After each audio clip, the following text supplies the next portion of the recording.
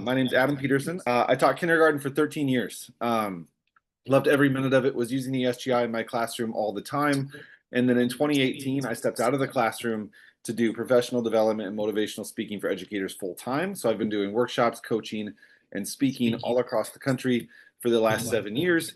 And I get to use ESGI still on a daily basis, though, because I run my own teaching and tutoring program here in my hometown. So I am working with pre-K through fifth grade students right now, one-on-one or in small groups, and I'm using ESGI daily with them when they come to my classroom to work on all kinds of skills. So I put that up front because I know sometimes we listen to people try to train us on a product who aren't actually using the product and wondering what they're talking about. And I'm a teacher still using ESGI to this day.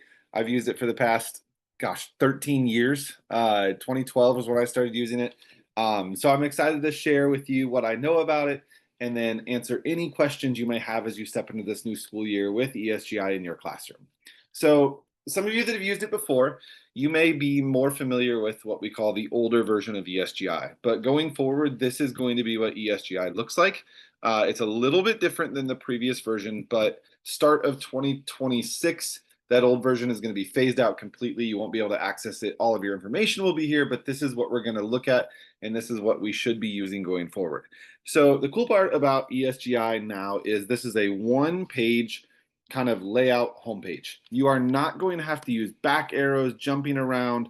You're not going to have to jump around page to page, moving all around. There's no back arrows. Everything lives on this screen. So this is like a big hub for you where all of your data, your reports, everything lives. And it's all accessed by this menu down the left-hand side. So down the left-hand side where you see the home, reports, test explorer, activities, assignments, student management, all these settings down here, that will stay there. That will live there.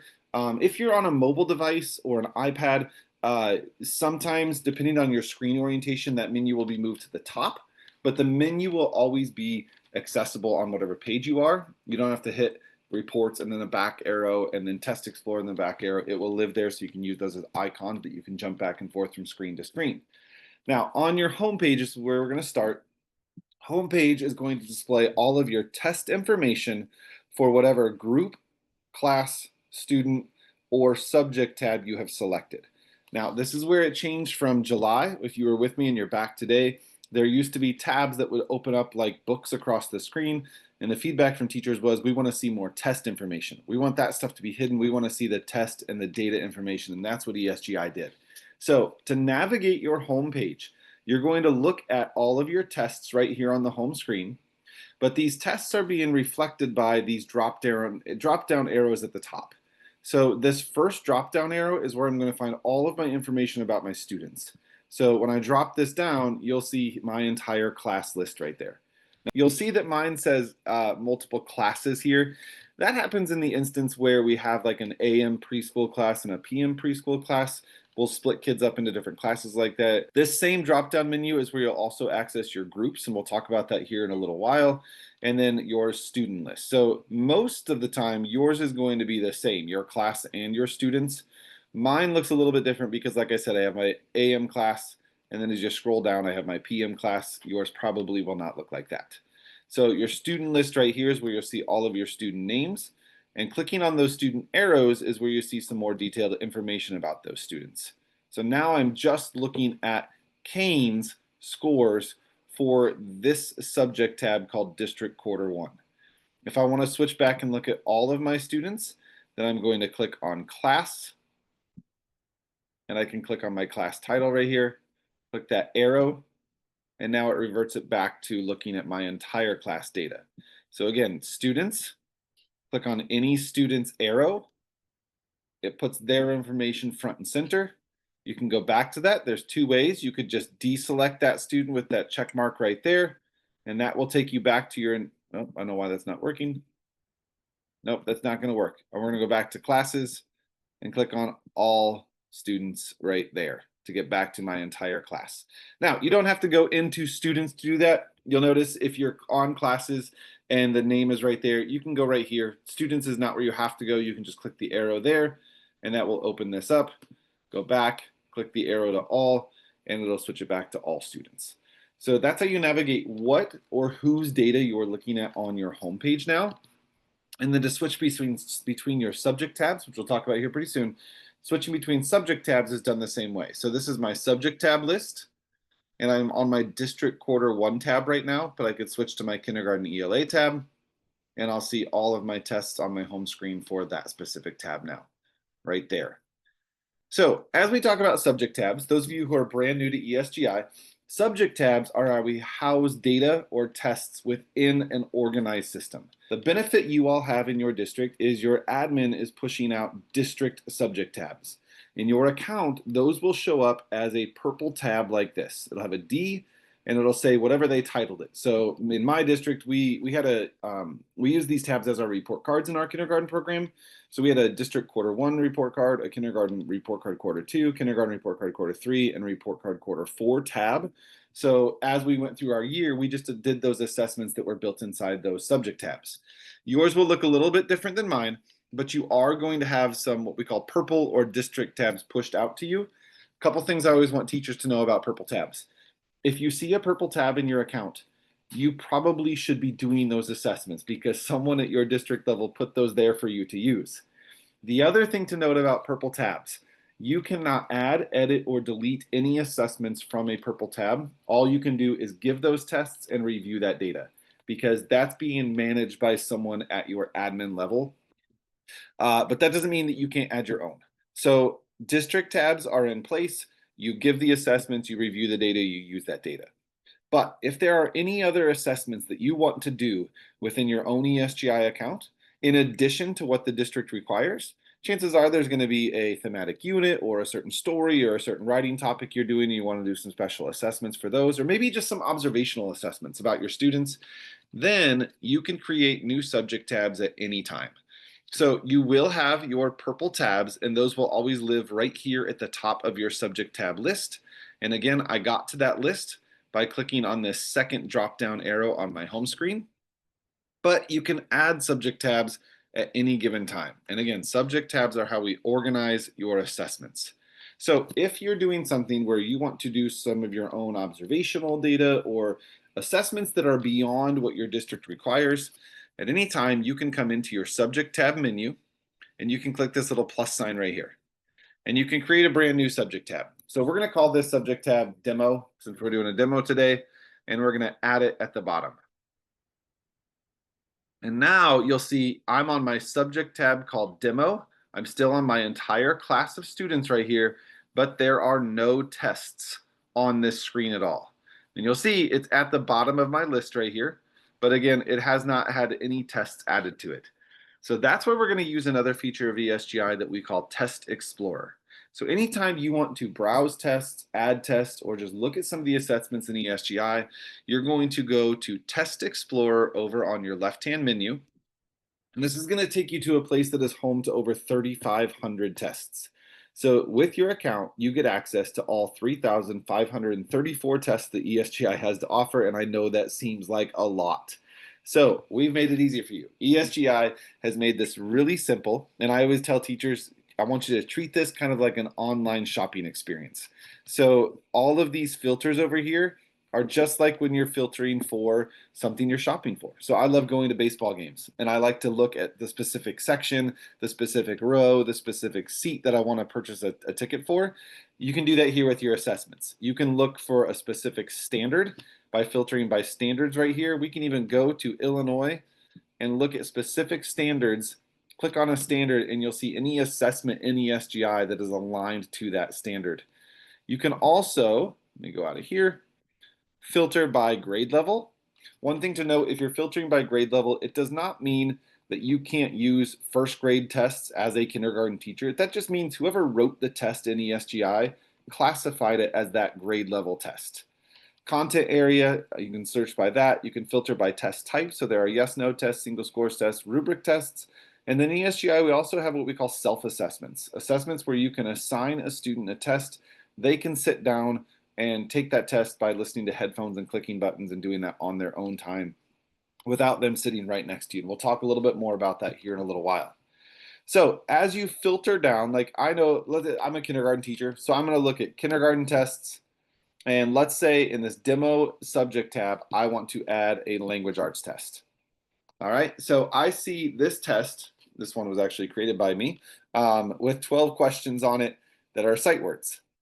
Okay, so I want to create a sight word test in this account or use a sight word test that I find. So let's say you're getting ready to assess some of your students on sight words. You want to assess them all on a specific list of words. Maybe it's along with a certain story you read or a certain unit you're doing, some good vocabulary that you want to use. You could type in these different filters over here, or you could simply use this search bar. So I could remove all of these filters and just type in the words sight words. Hit enter, and it's going to narrow those 3,000 tests down to 969 tests. So I know that still seems like a lot, right? So you have 969 tests in the system that have something to do with the word sight words. So I can see right here, here's one that is recognize and read grade level appropriate sight words. It's meant for, let's see, the grade level, it's a grade level 1. But the cool part about this is anytime you find an assessment in ESGI, you can see all the details about it really, really easily. So you noticed on that previous screen, I was clicking through and I could see each of the words that are on this test by clicking these little arrows. But better yet, if you want to look at all, this one has 41 questions. All 41 questions, you can just click the title of the list right here, and it'll show you all the details for that test. So now I can see all the words that are on that specific test. And if you find a test that you like, you can simply click this checkbox, and you'll see it brings up a menu at the bottom of the screen. I can click Add Selected, and then I can choose which subject tab I'd like to put that on. So if I want to put this test on my demo tab, I can. If I want to put it on my kindergarten ELA tab, I can, and so on. And you just click that subject tab, and it will add it back to that home screen. Now, let's say you find a sight word test. I'm going to find a smaller one here for you. With this one. This one only has 7 questions on it. Okay, this is going to be a little bit more easy for today's purpose. Now, you can do what I'm about to show you with any test in ESGI, whether it's sight words, letters, numbers, math problems, shapes, colors, any test you find, you can do what I'm about to show you. So let's say you find a test that you really, really like, but you don't need everything that's on it. So I want to give this sight word test to my students, but I don't need to assess them on the word like. Well, I don't want to go in and recreate a brand new test using just those words. You can change any test in ESGI to make it your own. So let's say I like this test. This is good for the first week of school to assess them on some pre-reading skills, but I want to remove one question. Well, then all I have to do is hit this copy test button, and I can change the ownership of this test to me. So I'm just going to call this demo words for today's purposes and click save. And as soon as I do that, it allows me to now change this test because now it belongs to Adam Peterson. So now I could change the title again. I could change the directions. Any of these specific details I could change. I can also go in and just remove that question that I don't want on this test. And now I've got a brand new test that is meant for me and my purposes and what I want to use it for. But one thing you're going to want to do, if you do this at all, whether it's for sight words, shapes, colors, numbers, any type of test that you create to work perfectly for you, chances are it's going to work really well for your team or someone else in your district. So you want to make sure that you always check this share with district button anytime you recreate a test. Then anybody in your district will have access to it. It does not publish it out there for everyone to see in the public world, but anyone in your district will have access to this test that you edited to make work for you. Then I can click add it to a subject tab. We're going to put it in our demo tab right there. Click save, save and close. And when I go back to my home screen, now I have that test right there on my demo tab ready to assess my students with. And again, I can do that same thing for any number of tests. I can go through, add test, add test, add test, or I can edit a test and then put it on that screen as I see fit. So that's how you build out your subject tabs. Now, again, you do not have to do this by any means of that with that description because your district is going to be putting out subject tabs for you. So this is just if you want to create some of your own, if you want to assess some other things that aren't on your district tabs, that's how you're going to do it. Go to your subject tab, create a subject tab with a plus sign, head over to Test Explorer, search or filter out any test that you want. Find a test that you like I'm just going to do this one right here, this new that I created. I don't have to edit it. I like that test. I'm going to add it to a selected tab, click on Demo, Add, and now back on my home screen, there will be 2 tests on that subject tab. And you can do that as many times as you want. For example, if you look at my kindergarten ELA tab, I have a ton of tests on this tab. And this is actually the subject tab we're going to focus on today for data because it's got a lot of data on here. So you can see there's a bunch of tests on that subject tab. So that's how you customize and kind of build out your home screen the way you want it to look. Now, a couple viewing options for you, and this is all based on teacher feedback. There are different ways for you to view the home screen to make it work best for you. So right over here, these 4 little boxes, I am on what is called small. So I'm looking at just small little boxes for each specific test. I can switch it to what we call medium, and it'll show a little bit more detail for those tests. This next one, the large one, adds a little bit more. And then this expanded view gives me this straight across I guess rows instead of columns of each for the tests.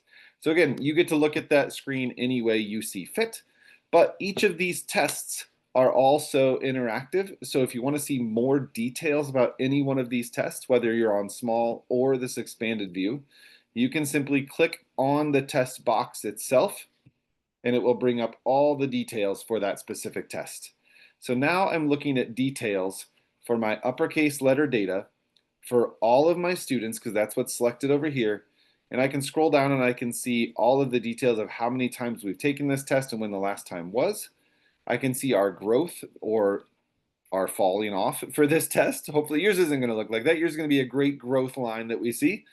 I can see specific information about which questions my students are struggling with or doing well with on this item analysis right here.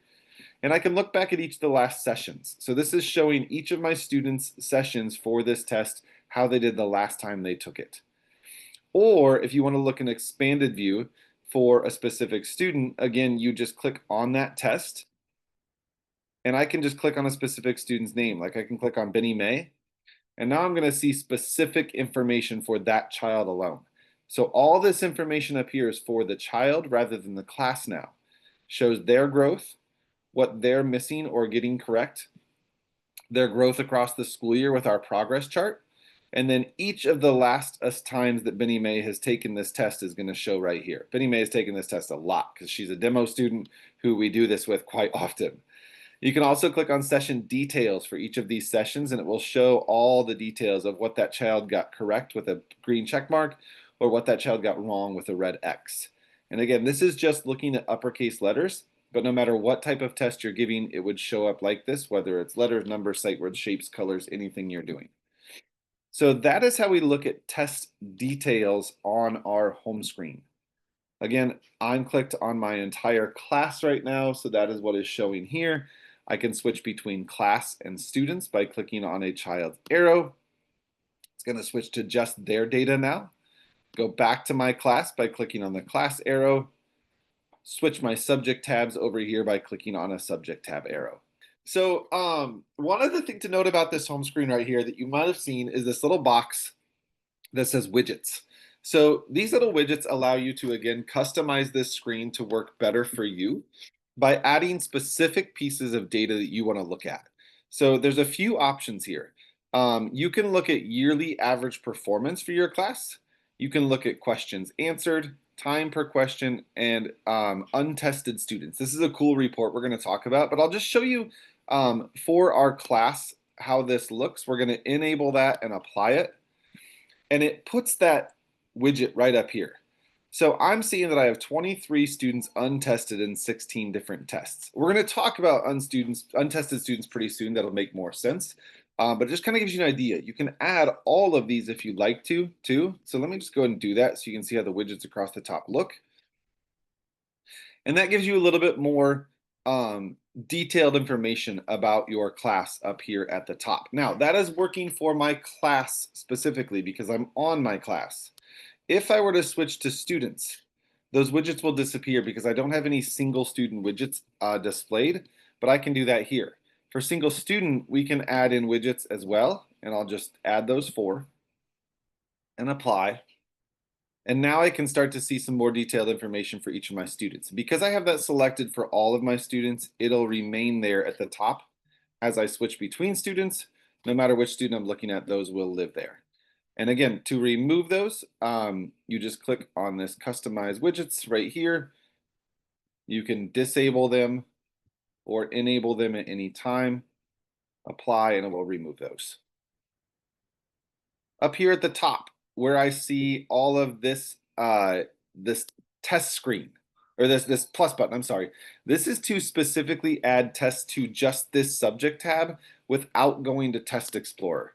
Now, one thing to note about this is you'll notice this looks very different than Test Explorer, and that's why I constantly push people towards Test Explorer first, because Test Explorer gives you all those filtering options, all those details that you can look at, where this add test button is a little bit different. It's a little bit trickier to navigate, but if anybody in your district has created tests, this add test button is a quick, easy way to find those, because you'll notice as I click that plus sign, one of the options up here is district, this tab.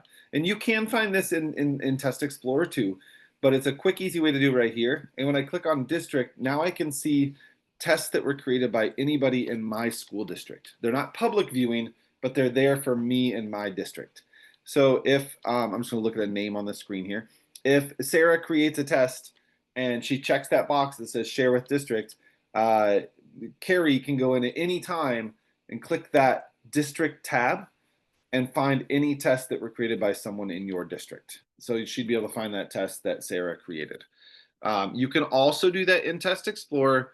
That same tab is right here at the top where it says district tests. That will filter out all district tests that have been shared with the district. So that's kind of everything in a nutshell about the home screen. Once you have your tests in place, whether it's a district tab or a tab that you created on your own, then it's time to start assessing your students. Now, I already have assessments in here because this is a demonstration account. We've given this test to these students multiple times. These are fake students. Yours is going to look very much like what you see here at the bottom. Blank pie charts, right? You shouldn't have data yet because you haven't given any test yet. So the first time that you sit down to assess one of your students, you're going to call that child over and you're going to just click on the word test. I'm on Isaiah right now. The one thing to note, you want to make sure that you are clicked on and seeing the correct child's name here at the top of the screen that you're calling over to give that test to. Okay, so I'm going to call Isaiah over, or if I switch, I want to make sure that I'm testing Benny May. I can click on Benny May, and now when I click test, it's going to track it for this child. So whatever child you're clicked on, that's the one that you want to call over to your table. So let's say I'm calling Kane over, and I need to assess Kane on his Sight Words Week 1 test. So I click on test, and it brings up these options. Now, the options here you'll notice are not all clickable because this is the first time I've given Kane this test. The first time you give the test, you're going to go right in and click start. Every time after you give that test, let me show one that he already has taken right here. It's going to give you the option to test all questions again, or only test the things that that child has not mastered or not tested before. So you do have those options to recreate the test or re-give the test in different ways. So the first time you take a test, one thing you can always do is shuffle that question order to. We're going to click start. And what the child is going to see is exactly what you see. They're going to see the word pop up on my screen. They read the word. I can click the yes button. If they don't read the word, I could click the word no. And I can go through this test and instantly get feedback and data just like that. And you'll notice on my home screen right here, it automatically populates that with the data in real time. So now I have his data, his assessments ready to go and start looking at data. We'll talk about that here pretty soon. But I want to talk some more about giving a test and what some other things you can do. So that one was easy, right? That was 6 questions. But let's say you're giving a test that's a little bit longer. So I'm going to re-give this site where it says there's 41 questions. And we're going to click start, and it's 41 questions long. Now, another thing to note, and I'm going to show you how to customize this here pretty soon. Your buttons by default probably say yes and no. I switched mine to just be a Y and an N so that I'm not constantly having my students wonder why I'm clicking the word no. And I'll talk to you here soon about how you can customize those. The other thing that I have customized is what we call keyboard shortcuts. So my keyboard shortcuts allow me to use my left and right arrow keys rather than clicking these buttons down here at the bottom. So as I go through and he gets this word correct, I'm just clicking my left arrow and it's signifying it as a correct response. If he does not get this word right, I'm going to click my right arrow and it marks it as an incorrect response in the system. So that's how we go through this, back and forth, yes, no, yes, no, yes, no. Now, I can do that. I can keep clicking yes, yes, yes, but chances are when you give an assessment at some time, a student is going to have some times where they might question something, right? Or maybe they give a wrong answer and you want to take note as to why. So let's say child read this word and they read the word, I'm just going to make up a word, they said around instead of after. If you want to take note as to why a child missed something at any given time during a test, you can take those notes right here. So I could say said, or I'm just going to type in what they called it, around. And what it's going to do in the system, it's going to note that that question was wrong, but it's also going to note why that student got that question wrong. So it's going to show that they missed the word after, but it's because they read the word around instead. And I click no, and it's going to save that note. You can do that for any test or any question at any time. You can type in any note you want. Now, let's say I'm giving this test and this child is just stuck. They're not saying the wrong word. They're not saying, I don't know. They're just staring at the screen. Well, I have 41 questions on this test. Chances are they're probably going to know some other words. So I can simply click the word skip. It's not going to mark it as a wrong response. It's just going to skip that question, move on to the next one, so that when I go back to test in the future, when I click skip or test incorrect items and not tested items, this will show up as a not tested item to show that that child didn't miss it, but they need to be tested on that word still. So I'm just going to skip that one. Excuse me. And we're going to keep moving on. Now, let's say you come to another word and a child gets stuck. They're not saying no. They're not giving you a wrong answer. They're not saying, I don't know. And you can tell they are frustrated. And that's going to happen, especially with a test that's got 41 questions, right? You know your students better than anybody else. A child is frustrated, they are done, and you know any data you get going forward is probably not going to be the most accurate. Well, at any given time, you can just stop the test where you are. So you can do that with this X right up here, this save and close feature. When you click the X, it's going to save and close the test right where you are. It's going to save all correct responses, all incorrect responses.